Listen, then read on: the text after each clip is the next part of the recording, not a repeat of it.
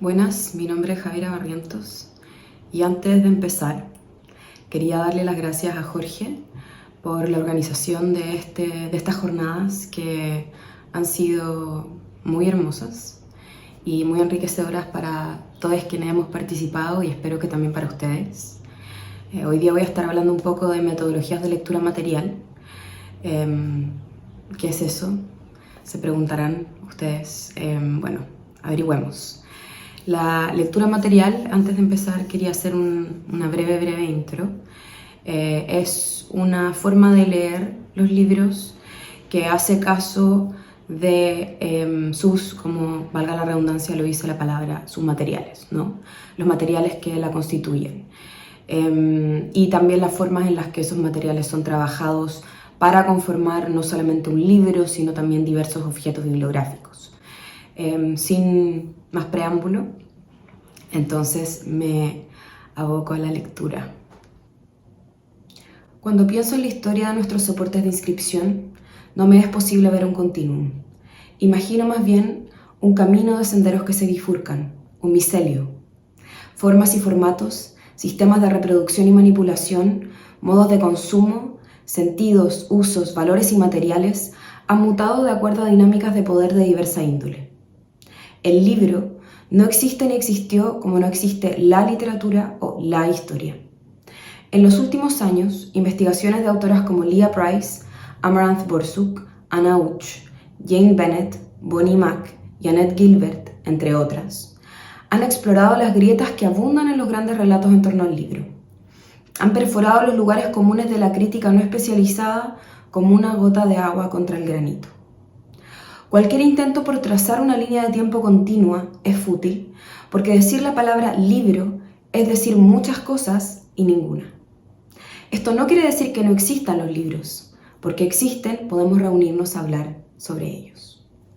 Hoy pretendo explorar formas de aproximación al libro antiguo y moderno capaces de confrontar las prácticas de lectura lineal de la hermenéutica textual que ha dominado el análisis de libros durante parte importante del siglo XX, tanto como los enfoques exclusivamente materialistas o sociológicos que dan cuenta de su producción, circulación y manejo, la llamada sociología textual y, en la actualidad, la ecocrítica.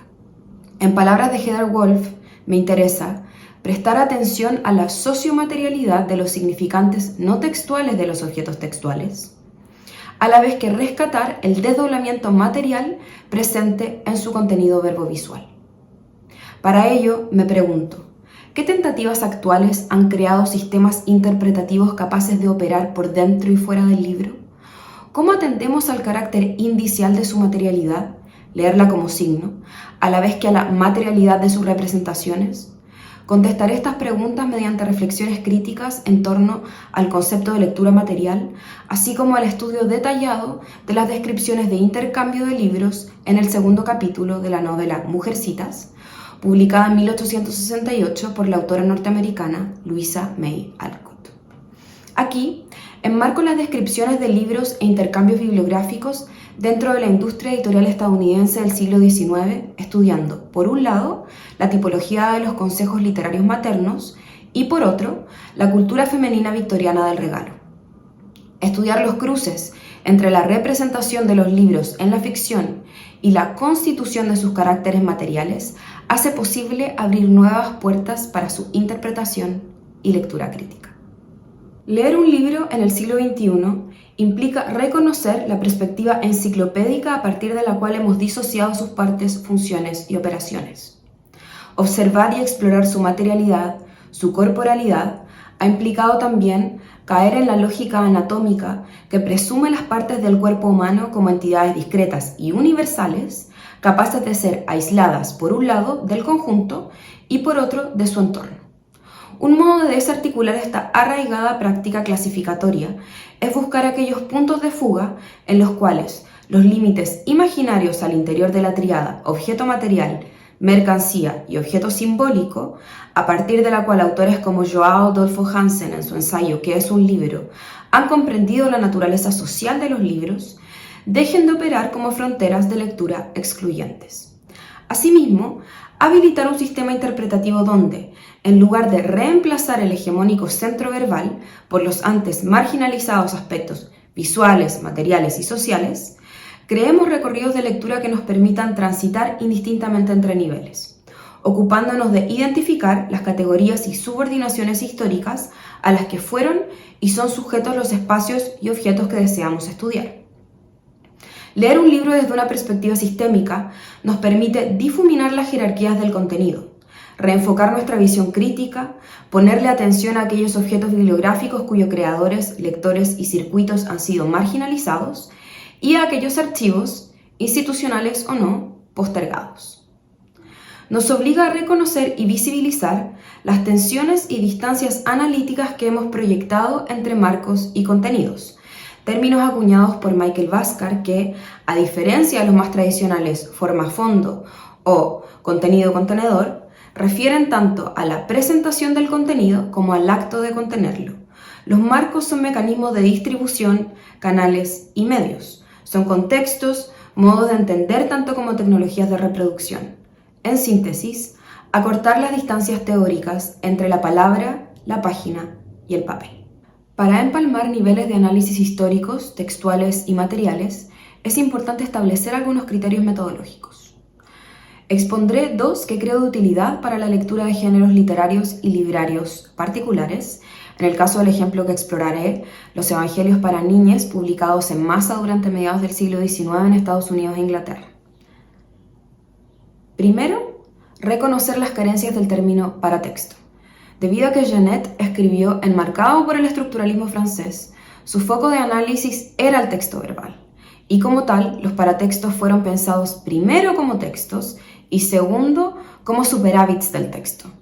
En Umbrales, el concepto de paratexto material, ocupado para referirse a aquello que habita en un más allá del texto, o más allá del verbo, más allá de la palabra, es definido como todo lo que procede de la elección tipográfica, a menudo muy significante en la composición de un libro. Me pregunto, ¿podemos encasillar bajo la categoría de paratexto material a recursos tan variados como la tipografía, el tipo de encuadernación de un libro, la disposición de sus páginas y las filigranas del papel donde fue impreso solo porque se tratan de señas y signos no verbales? ¿A qué nos referimos cuando hablamos de lo material en contraposición con lo verbal, lo tangible versus lo intangible, el soporte en relación al contenido, el libro en lugar del texto? Dejar de pensar en términos paratextuales nos permite destituir al texto y al verbo de su centralidad a la hora de analizar el carácter material de una obra.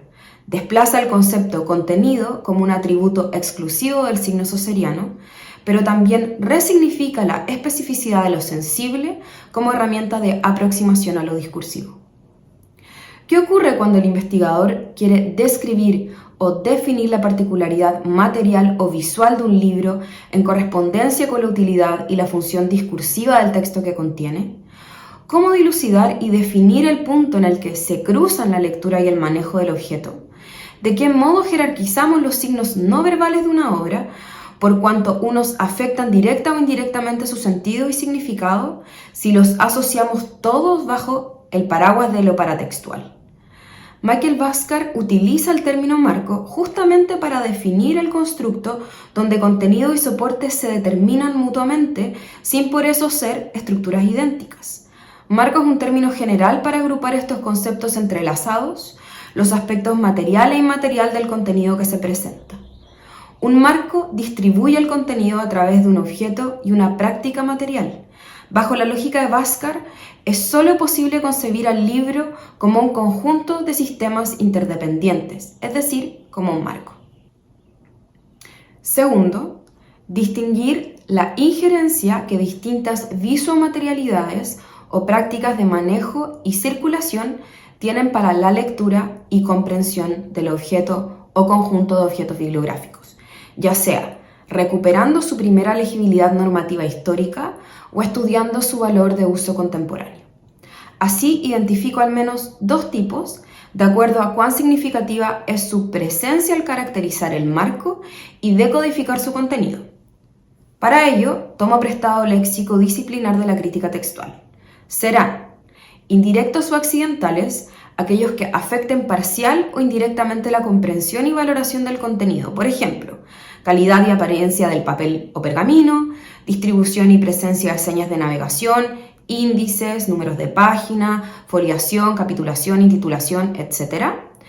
Tipo y color de la tinta, naturaleza de la encuadernación, estampado de filigranas y marcas de procedencia, entre otros. Y en directo o sustantivo, aquellas que tengan un efecto sustancial en su comprensión, como la disposición de la página, el espaciado y puntuación, el tipo de letra, fuente tipográfica o caligráfica, la presencia de ilustraciones, el formato del libro, etc. Es importante recalcar que para entender estas categorías dentro de un paradigma sistémico, deben ser móviles. Es decir, dependiendo de cada marco, los atributos enumerados pueden adscribirse a una clasificación o a otra. Algo que sea sustantivo para una cadena de textos puede no serlo para la siguiente. Este sistema permite relevar operaciones de enmarcado no verbales, como la encuadernación, frecuentemente marginalizada dentro de los estudios del libro, y los usos y valores alternativos que ciertas comunidades interpretativas les dan más allá de su interpretación verbal. Durante la segunda mitad del siglo XIX, los libros eran mediadores privilegiados de actos de intimidad femenina. Más allá de dinámicas de adquisición, las mujeres victorianas tejían sus relaciones con los libros como sinécdoques de una red de interacciones más amplia y fluida, aquella que sostenían entre sí. Los libros, al servicio del intercambio entre mujeres, importaban más por la manera en la que se manejaban y sociabilizaban que por el modo en el que se acumulaban o incluso leían. En el terreno de la ficción, su materialidad se transformaba en índice de circuitos de afecto y compromiso. Su circulación creaba o destruía lazos entre mujeres de distintas edades, clases y razas. Existen muchas formas de leer los intercambios bibliográficos retratados en la ficción decimonónica inglesa.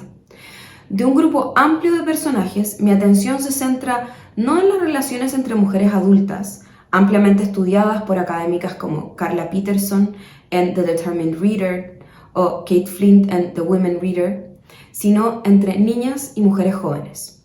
Estoy interesada en la impronta que estos intercambios provocan en la vida social de las niñas de clase media y cómo surgen como alternativas a la estricta educación moral y literaria de la época.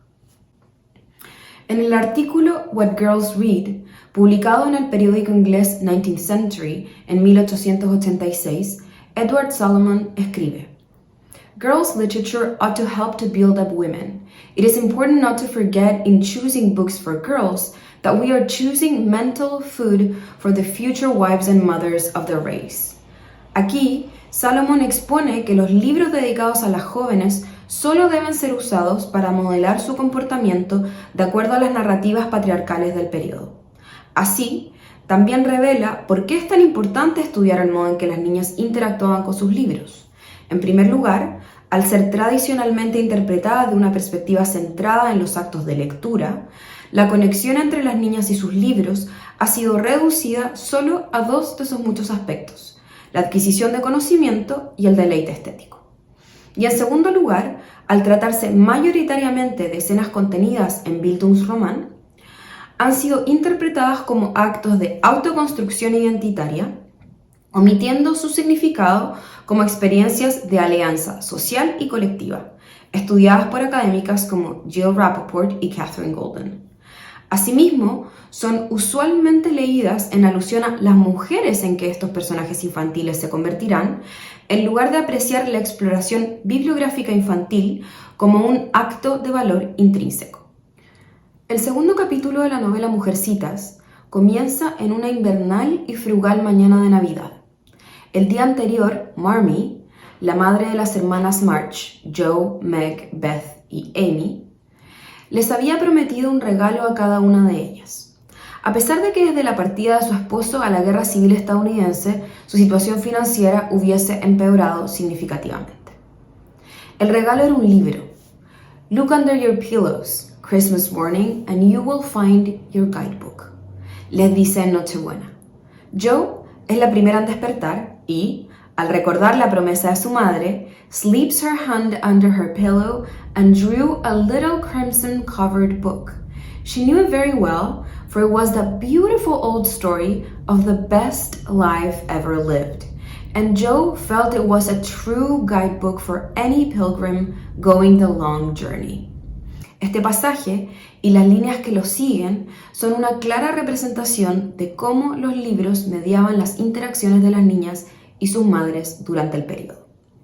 De acuerdo a Sala Bilston, es posible leer esta escena en el marco del subgénero de los consejos maternales o maternal counsels, es decir, la protección moral de las hijas en conformidad con roles de género heteronormados a través de la gestión de su consumo literario y sus hábitos lectores.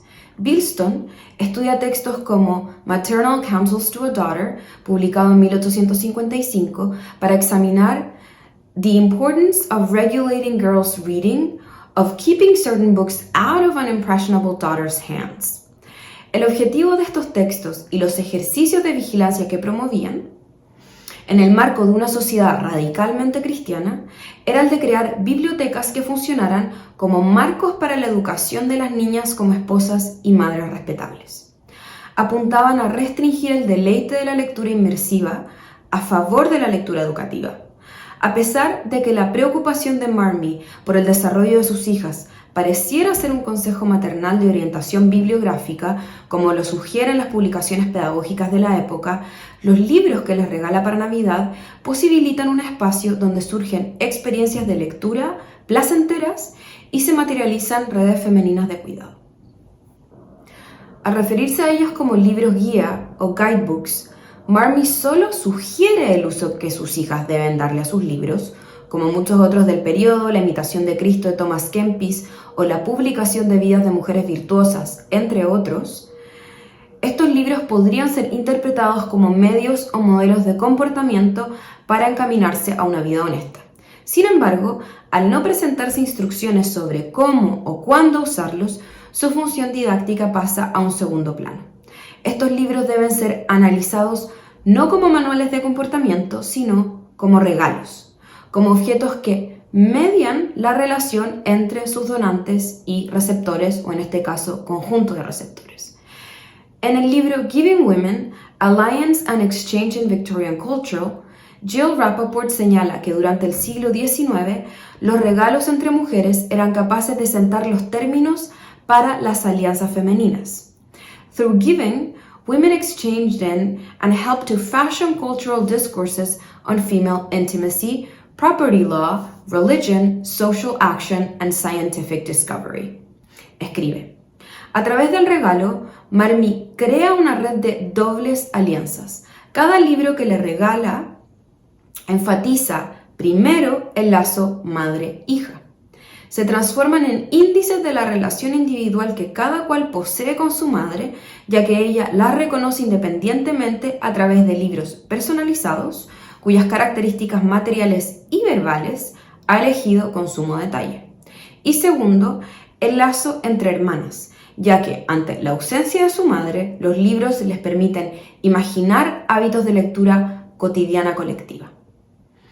Este reforzamiento de los lazos filiales femeninos, aunque conservador si lo leemos desde la perspectiva de los consejos maternales, abre el paso para la autosuficiencia interpretativa infantil. Ellas pueden leer como quieren y donde quieran, pero deciden leer juntas.